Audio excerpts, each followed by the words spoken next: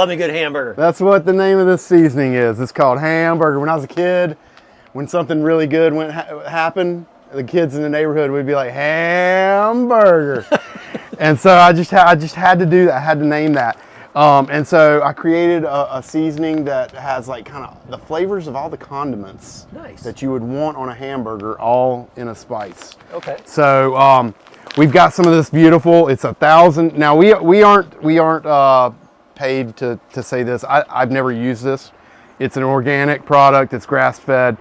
Really the label got me. I mean, it just looks really good. It looks like a good beef. Yeah, 85-15. I typically go for 80-20 on my burgers usually if I can pick. But this is an 85-15. I think we'll be in good shape. Let me grab my thing here. We still got that piece of chicken on here, which is going to be done shortly. Yep, we're at 160, so we got 5 degrees to go on that. And these buns look amazing too. So yeah, I'm usually a brioche kind of guy, but I saw those fresh baked. They were fresh baked every day. Looked pretty interesting, almost like a croissant or French bread or something. So we'll do a little quarter-pound burgers here, and that'd be nice. Would you open that for me? I forget to. So what's your seasoning to meat ratio with these things? All right, so. I tell everybody just a light dusting on both sides. Everybody's always asking me, should I mix it in? I don't mix it in. I just put it right on top. And what I've been told, I'm the same way. I tend to learn from doing, and I like to ask questions. And so somebody told me, this ground beef has already been I hate to say processed because that gives it a little bit different connotation, but it's been put through the ringer, right? It's been ground up. It's been you don't really need to handle this stuff too much. I just like to give it a quick patty out, and don't really, I don't really tend to worry about what it really looks like at the end of the day. I just want it about the thickness that I want it, and then just don't mess with it too much. I'm kind of the same way with my burgers. I've seen guys that are like, hey, come over to my house, I'm having burgers. You go over and it's like a smoked burger that's been on the smoker for 4 hours. And I'm like, you can't smoke a piece of hamburger like that. It's going to dry it out completely. Yep. And then you got the guy that makes a freaking hockey puck and it lights it on fire and it burns to a crisp and you're eating charcoal. So I'm the same way. I like a nice thin burger, seasoned up. And this is great smelling seasoning.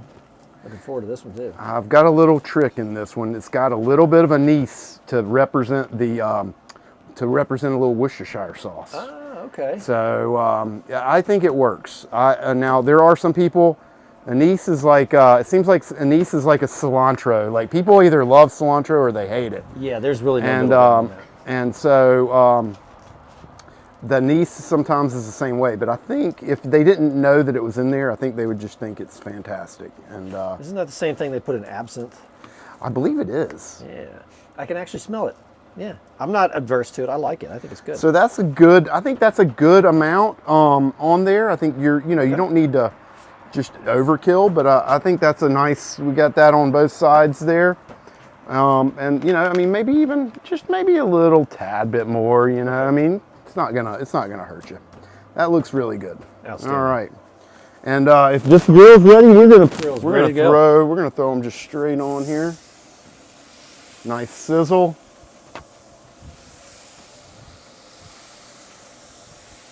I'll get those buns on in a few minutes. Oh yeah. Slide this over here and get this last piece of chicken out. I'm kind of excited about this one. Now, what do you think? Do you lower this, or I've heard? It depends on the wind, honestly. Okay. If there's wind, because with these smaller grills, like I've got the big 4-burner Blackstone. Mm-hmm. Those things hold the heat forever, unless it's high winds. With these, if you got a little bit of wind, it's going to get in there and blow it out from underneath. Like right now, we really don't have much, so you can leave it open. Okay. Might turn it up just a little bit more because they don't have a ton of power under them. Okay. But I can already see that it's starting to go up good. So yeah. They're going to be nice. Let's have a peek at this bad boy. Oh wow. All right. Just the juice coming off of that. Yeah. It's going to be fantastic. That looks pretty. Oh, I can't wait. This is one of my favorite seasonings here. Oh, look at that. And that's not dry at all. That has great Look, you can see the juice in that thing. Yeah. Look at that. That's amazing. And remind me again, which seasoning was this? This is anything with wings. Anything with wings. Wow. What do we think? That's fantastic.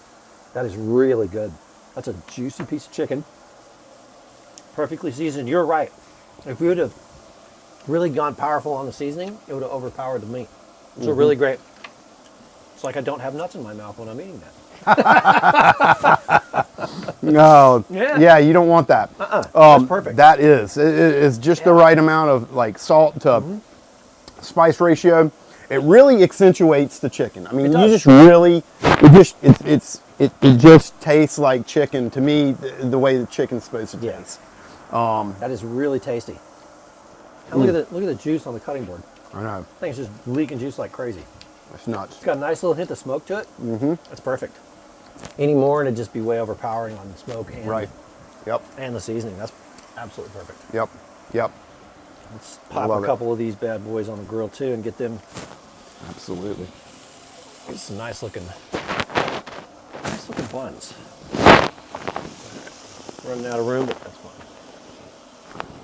All right, now, you know, I grew up in a barbecue restaurant. I'd worked at a barbecue restaurant in Gastonia, Okay. and it was not the greatest barbecue. It was good. It wasn't the greatest barbecue. But what they were famous for was for their barbecue slaw. That was the big thing. Okay. Yeah. But we had everything. We had burgers. We had the whole 9 yards. So I grew up cooking on a flat top, right? Okay. Now, these are a little bit thicker, so I don't know if these get there or not, but I always used to wait. I only wanted to flip them once, right? And I usually waited until kind of the juice, the blood had kind of bubbled to the top, right? And then flipped them. And has that been your experience on cooking burgers on the flat top? Yeah, Or what do you tend to? I mean, I get into, sometimes it depends really. Like sometimes I'll flip them and look at them and be like, nope, I need to flip them over Right, again. But I right. try to stick to one flip. Yep. The same thing with steaks when I'm cooking a steak on an open flame. Yep. 2 minutes, 2 minutes, done. Or, you know, 3 minutes, 3 minutes, medium, done. Yeah. You know, so with these, yeah, same thing. And it all depends really on the, like you're getting a nice char Yeah. in there. See, you want to get that. Yeah, nice. Yeah, I like having that That's- nice the You two-tone. know what that's called? That's the Maillard reaction. I've never heard. You're speaking Greek to me. What is The that? Maillard reaction is when the fats start to caramelize. Okay. It's called the Maillard reaction, and they Oh, start to okay. come together. Yeah, it's really neat. It's like part of this whole tutorial I'm doing on why we cook low and slow and why we do all that. I go into depth on the Maillard reaction and what we're looking for, you know. And when you go to your really fancy burger joints, like Five Guys is notorious for it. They take it and they smash that burger out, and you get a burger that's that thin. It's got the crispiness on it. That's the Maillard reaction. That's what Okay. you're looking for on a good piece of meat. So it's Okay. fantastic. Yeah. You know, and that's what your friend's trying to do when he's cooking over a gas grill, and he takes his spatula and he's like, Yeah. and the flames go shooting out, and it's lighting it on fire, and it's squishing all the juice out of it, and you're like, man, that hockey puck's going to taste wonderful when we're done at the end of the day. I know, right? Yeah. And you can't take over because it's his No, house and exactly. he's the cook, and so you just got to smile and eat it. And Exactly. but yeah. Well, when I go to my friends' houses, they're like, oh, Jim, you're here. You get to grill. And I'm like, I don't want to. This is your house. Yeah. Yep. I came over to not have to cook. Exactly. So this one's starting to sweat. You can see where it's like kind of getting that. Yep. I really like how that's starting to look. I think we go a tad bit longer on that one, and then let these others kind of catch up. But I really like how that one's kind of starting to That one's look starting to there. come together, yeah. Yeah. That's looking good. And you know, that's not actually blood either. Oh, it's not. It's called myoglobin. I'm learning all kinds of stuff today. That's Guys, you're getting a free. This is a free ride right here, man. This is good So stuff. that's a big misunderstanding. When someone goes and picks up a piece of meat after it sits for a little bit, it's not blood because there's no blood running in the muscle. It's like all the blood has been drained out of the cow Okay. when they kill it. So it's called myoglobin, and it's basically just like the proteins in the meat are starting to come out, and they're red because the meat is red. It's not Okay. blood. It's called myoglobin. I never knew that. I can tell my son that now. He's There you all go. grossed out by the blood. I'm gonna tell him it's not There's no blood. Yeah. Fantastic. Yeah. Problem solved. I mean, if you go and slaughter a cow by yourself, that's going to have some blood in it for sure. Right. But not on your meat. Interesting. Those are nice and toasty, ready to go. Oh, That's softened up nice, man. Yeah, it's Almost almost. does a good job of making their own meat, man. Yeah, I'm excited to try. It almost looks like a hamburger brioche roll mixed with like a croissant or something. Yeah. It's looking good. Be interesting. Absolutely. All right, those are looking pretty good too. Oh yeah. See, here comes that wind. That's what I'm like. Yeah, just let's hit it just real quick with that, and then I think I think we're gonna be in good shape. Absolutely. Yep. Okay, so what else we got? What else we got as far as seasoning goes? Well, these are finishing up cooking. Yeah. So Now I know you talked about the Greek. we did the Greek. So we got lamb we're going to do tomorrow with the Greek. We've got some little mini You know what? lamb chops. While we're waiting on this, let's grab that. Let me just step out of frame here real quick. Give me some. We'll just season up this Oh yeah, let's do the that. roast for tomorrow. Let me grab this thing real quick because we're going to do. I've been wanting to do a chuck roast for a while. They call it poor man's brisket. So I've been wanting to do this for some time. And now we've got FlavorSeed with some amazing. Let's put this. Let me grab this. Hold on, let me help you out. Okay. Let me just hang on 1 second. Get this. Grab that other cutting board. Get this out of the way here. Yeah. And let me just. All right. Let me get this last cutting board here. I'll tell you what. Do we want to just? Actually, if you want to just move that whole cutting board off. Okay, perfect. We'll just leave. We'll keep two minor contaminants out of each other. Yep. And I'll just slide this one down. Pop that one right there. And we'll look at this nice piece of chuck roast. Those look like they need to be flipped I think we can flip these. All right, let's I go ahead think and that flip looks good. All right, let's go ahead and flip those. We're multitasking. Yeah. Oh, that's looking good right That there. looks really nice. I love that. Yep, that looks good. I'm just going to leave that there to remind us that they're. I kind of tend to forget that they're there if I don't hear them. All right, now I've got a really specific recipe when it comes to brisket, so on and so forth. We're not going to follow that at all. The only thing we're going to follow is the cooking times and cooking temperatures. Okay. So what rub do you recommend for the beef? Okay, so I've done a few of these with the OG, salt, pepper, and garlic. Okay. And it's always phenomenal. I would highly recommend, since we have two, I would highly recommend one be that, and then the other potentially our our cocoa butter. It's our chocolate coffee rub that's right there. And this was kind of my attempt at a brisket rub. This was my brisket rub, and so that's what it evolved into. I had, back, I don't know if you remember, like back in the mid to late 90s, kind of chocolate coffee had a little run in restaurants and such, and I kind of remembered that, and then it kind of dropped out of phase there for a little bit. These are also great to mix. I love mixing these two together because it just that salt and it smells like freaking cocoa powder. Yeah, that's fantastic. The coffee is nice color is in decaf. This is going to be an amazing would it mixing make a difference these. if it was regular caffeinated coffee? I don't think it would, but I mean, we are family friendly, and you can go whole hog on this. Like, you can dump plenty of that on there. That's a big piece of meat. I tend to recommend like one of these bags will do maybe a 15-pound brisket. Oh wow! So you're really laying it on. I really lay it on. Yep. Okay. It'll because it will fall off. A little bit will fall off and all. And let's hit this again. So full disclosure, by the time we start doing this tomorrow, this thing's already going to be fired. So I'm going to fire this thing early because I'm going to run the same time frame as a brisket, 7 hours. So instead of us standing around for 7 hours tomorrow, I'm going to fire this thing up early, and then we'll come back and we'll play with this at the end of the day. But this looks nice. I like this. I like the smells. I'm a big fan of blending rubs. Yeah. It's really difficult to find the right kind of blend though, because you can blend 2 different rubs and it's going to mess something up bad. Yeah, these two play well together. You're not going to mess up blending these two together. Okay. I mean, I love both of them individually as well on this type of meat, Okay. on steak. Do we need some more OG or are we good? I think we're good. Okay. This, the OG, like we do a sheet pan recipe of veggie, just all veggies. If we really want to eat some meat, we'll throw some sausage in it.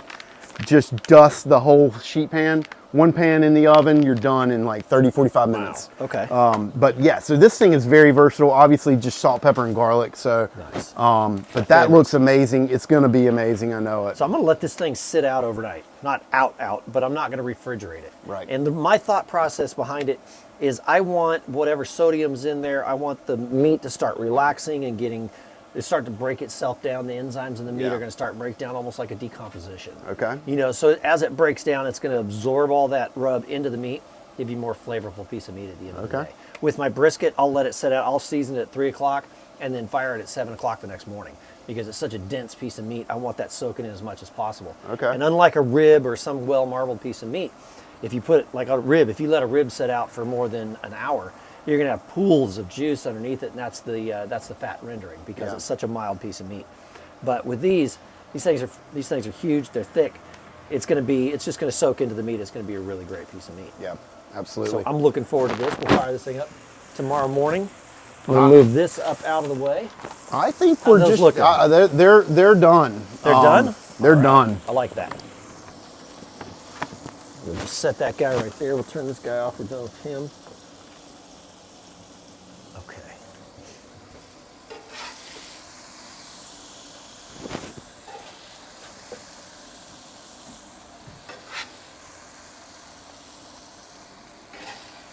We'll just put one off to the side here. Oh, we did cut this. Okay. Yeah. Perfect.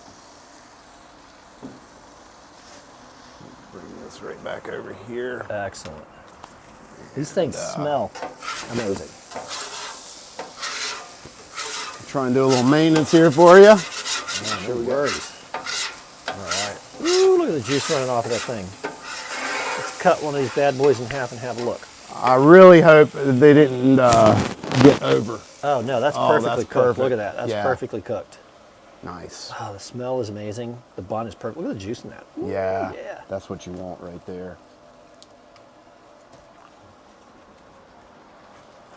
That's a good burger. That is a really good burger. Man. Balanced seasoning. It's not too salty. It's not too mouth Right. forward. Yeah. It's really good. It's got a great balance on it. You can really taste the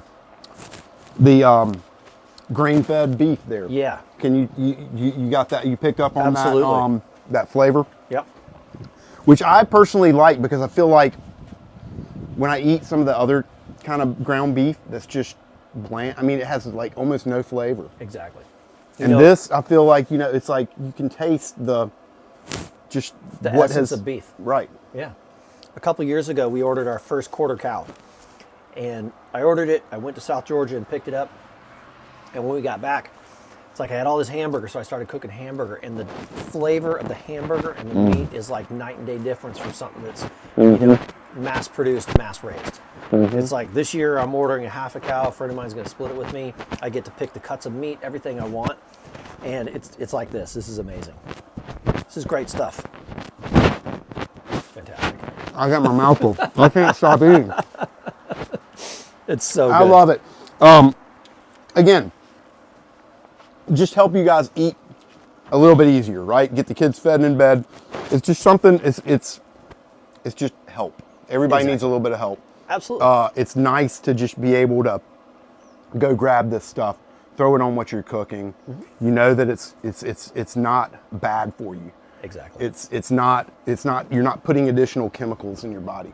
So to me, I know that I can sleep well at night knowing that my kids are eating well and they're not going to be, they're not going to have this just synthetic kind of need, like your body kind of starts needing that stuff. Right. And I feel like, I grew up on TV dinners and McDonald's and sodas and all this kind of stuff. I was and just the opposite. My parents were hippies, so we grew up on good food. Okay. We grew up Yeah. on healthy, organic foods, and it's like we were always healthy as kids. You know, obviously as an adult, you start to get away from that. Yeah. You know, and then it comes into where your doctor's like, you got to cut down on sodium, and it's like, okay, now you got to get back to your roots, and you got to start eating healthier, less processed foods, organic spices. You know, that doesn't have all the fillers in it. You look at the back of a standardized spice bottle, and they've got so many things. You're like, what is that? You know, Yeah. it's like red number 5. It's like, why do you need to dye your rubs red? Yeah. You know, so I've always wanted to go with a very organic, a very straightforward rub. The clumping agents, I'm not a fan of those. It is what it is. They put it in. I know why they put it in. Right. But your rubs are fantastic, man. This has been a really great lessons today. I'm looking forward to tomorrow. I think we're going to have a great time tomorrow. Absolutely. So tomorrow we'll come back. We'll fire up this big piece of meat first thing in the morning. When we cut in tomorrow, we're going to be at the 4-hour mark on this guy. We're going to pull it out. We're going to have a look at it. We're going to wrap it. The recipe on this is going to go exactly like we do the brisket. I'm going to fire it at 275 degrees, and we're going to spritz it every 30 minutes just to keep some of that moisture in there. And then at the 4-hour mark with this, we're gonna cut into the ribs. We're gonna get those ribs going, and then we're gonna fire up some lamb as well. Yeah, and I've got some sharp-tailed grouse. Oh, then we're gonna have some munchies for in the middle of it too. Absolutely. Yeah. Absolutely. This is gonna be fun. It's going to be awesome. Dude, it's been a blast cooking today. I know. Hey, I've look forward learned to so tomorrow. much. I Likewise. can't wait. We're This is going to have gonna to be do this fun. more often. Absolutely. You guys, Jim Frank, the legendary, soon to be world famous, possibly. Only when I'm using seasonings that this guy makes right here. Yeah. It's been, All right, guys. it's been fun. So we're gonna leave it there at that. We're gonna cut out. We'll see you guys in the morning. See you guys later. See ya.